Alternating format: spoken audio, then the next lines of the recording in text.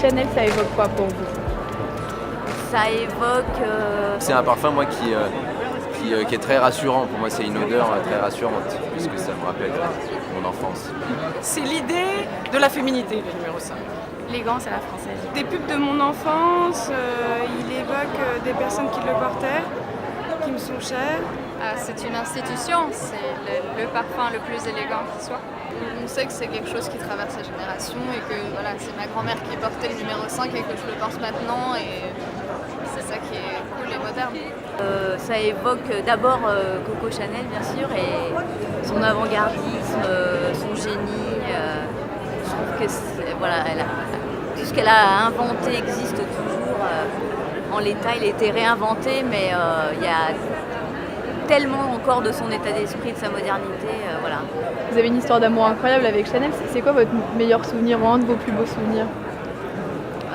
Il y en a plusieurs, mais c'est vrai que mon expérience avec le numéro 5, ça a été voilà, un film ravissant et que j'ai adoré faire et j'ai adoré cette histoire. Et puis j'ai aimé aussi le film, le long métrage qu'on a tourné avec Anne Fontaine. Voilà. Qu'est-ce qu'il a de si spécial ce parfum? Il est intemporel, il est mystérieux et intemporel. Justement, on ne peut pas vraiment le définir. Si on doit définir ce parfum, c'est très... je crois que c'est pas vraiment... c'est pas possible. Il y a quelque chose... il y a un mystère, voilà. Il est envoûtant totalement et puis il a mille vies. Il n'a pas du tout la même odeur le matin qu'en fin de journée. C'est un petit peu le principe d'un parfum évidemment qui passe, mais celui-là c'est vraiment plus intense que les autres, quoi. Et c'est beau. Il y a des heures où on préfère l'odeur, on a envie de la rattraper, mais ça continue sa vie et tout. C'est normal, c'est la vie d'un parfum, mais celui-là il est plus enivrant que les autres. Ce qui me plaît dans le numéro 5, c'est voilà, cette force qu'elle avait pour tout conjurer. Cette femme qui a tellement vécu l'absence, qui venait de perdre son amant Boy Capel, qui fait voilà, en 25 un parfum persistant. Je trouve que c'est une opération poétique.